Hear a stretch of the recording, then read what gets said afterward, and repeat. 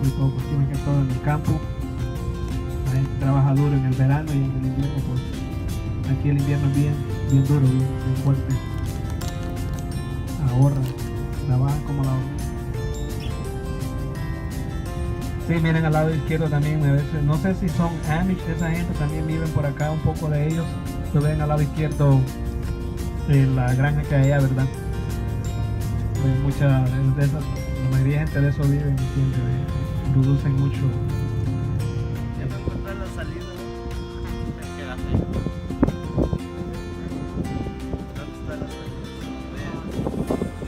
Mira. El perro le puso el nombre.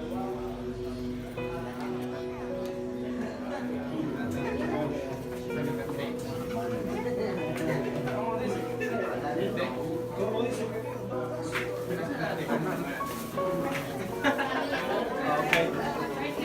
Dígale adiós al mundo.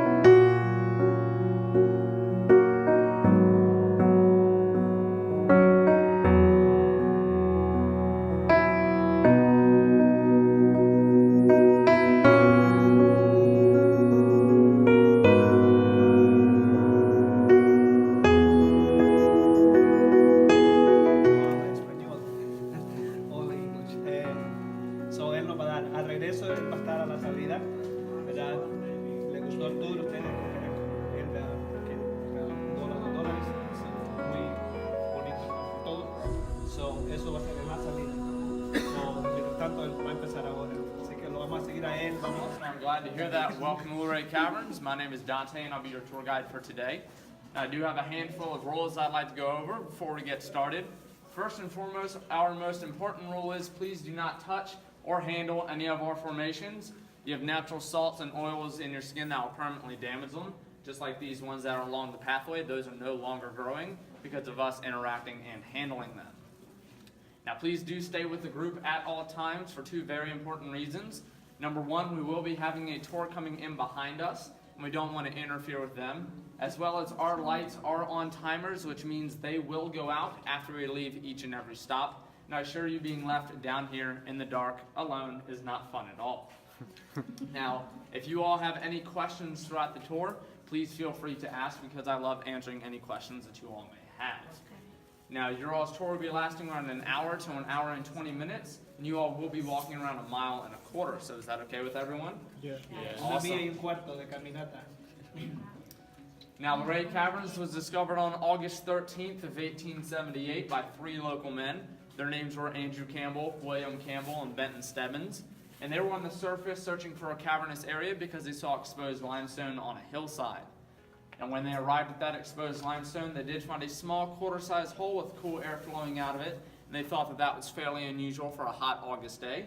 So they started to dig, and around 5 hours later, Andrew Campbell, being the smallest and bravest of the 3 men, entered where you see that black cross right up there. Yeah. He then slid down that slope next to the stairway. Once he reached the bottom, he did light his candle. When he did so, he saw this formation right here, which he named the Washington Column after our nation's first president, George Washington. Now, do any of you all have any questions before we get started? Alrighty.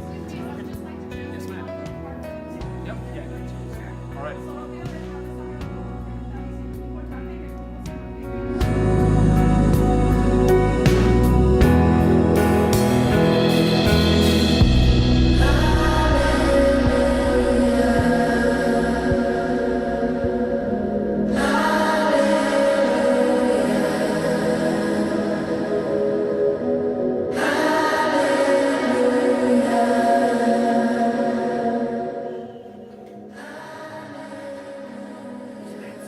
Now this area here is called the Amphitheater, and here you all will be able to see a few examples of the different colors and the different formations on your tour today. Now first we have this black color, which is called manganese oxide. The white color is called calcite, and this rusty color here is called iron oxide. And those three colors are natural to our caverns, whereas the green color along the ceiling here is not natural, and we do like to call that cave algae or cave moss. The only reason why it is here is because of our artificial lighting system.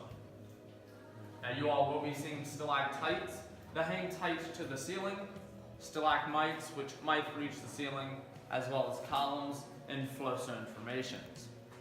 Now stalactites, stalagmites, and columns are all called dripstone formations, and they are formed by each and every drop of water that falls off of them, and they grow at the rate of 120 years per cubic inch, which is about the size of a cheese cracker, so it's extremely tiny. Now flowstone formations, which is this kind of formation right here, take 320 years to grow that same cubic inch, because rapidly flowing water used to come over those formations a very long time ago, and that would allow minerals to be deposited onto that formation as well as taken away. Now our next stop will be right up ahead at our local fish market, where you all will be able to see a glimpse of a few drapery formations.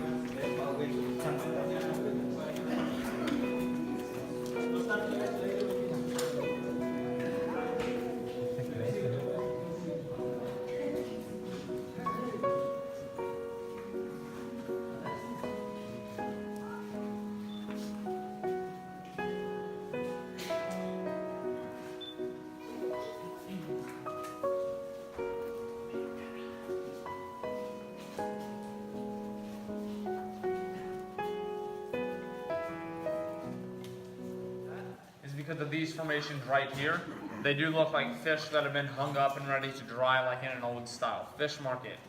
Now these are actively growing formations, which is why they have that shiny or glossy finish, whereas the ones along the ceiling here are dry and chalky, which means they are dormant and they are not growing anymore. But if water would reach them, they will continue to grow.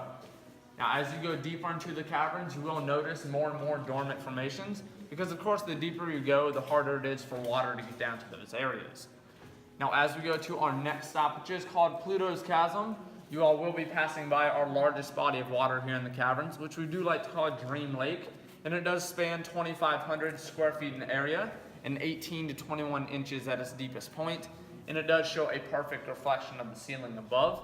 Now this is probably the best place for you all to get your pictures, because this is one of the coolest things that we have here at Luray Caverns.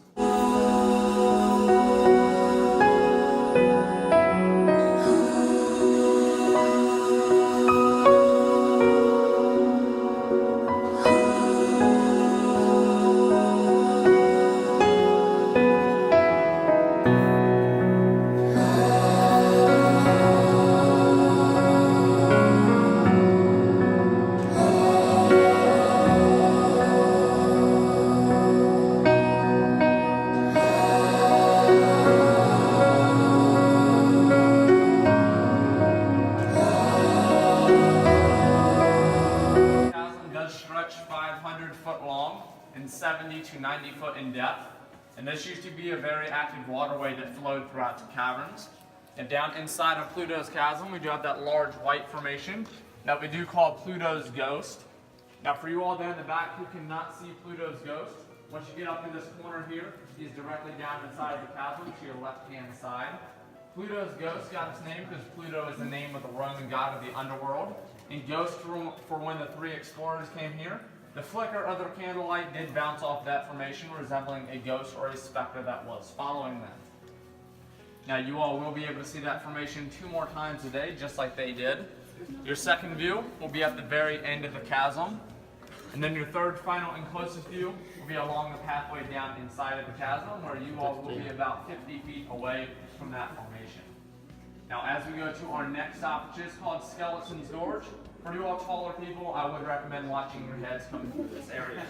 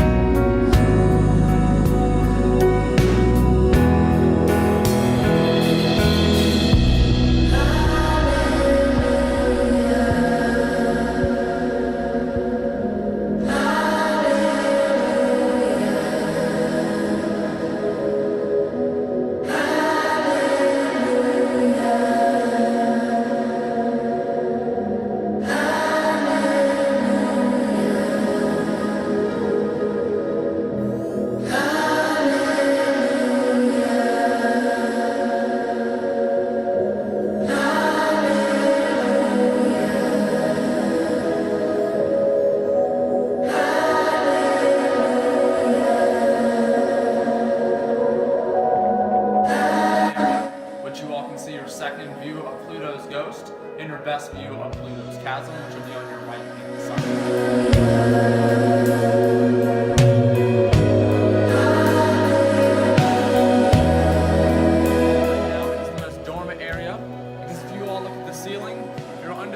Of Cave Hill, which acts like a natural umbrella, and it will shed water to the east and west ends of the caverns. Now, in the very back of this room here, we do have that large white formation that we do like to call Titania's Veil, or our frozen waterfall. And in my opinion, that is the best example of flowstone that we have here. Now, there are three shapes in this area that I would like to point out to you all. First being Darth Vader's helmet, or the Liberty Bell, or the Taco Bell if I am hungry, which I am. Below that, we do have Snoopy's doghouse. But you all will not be seeing Snoopy today because he was ran away by the cave snake that's directly to his left. Yeah, that looks like a snake. Now I assure you that is not a real cave snake, because if it was, I would not be here in this room with you all right now. I would be running for my life. And I'm sure a lot of you all would be right behind me. And you all can go ahead and follow me to our next stop.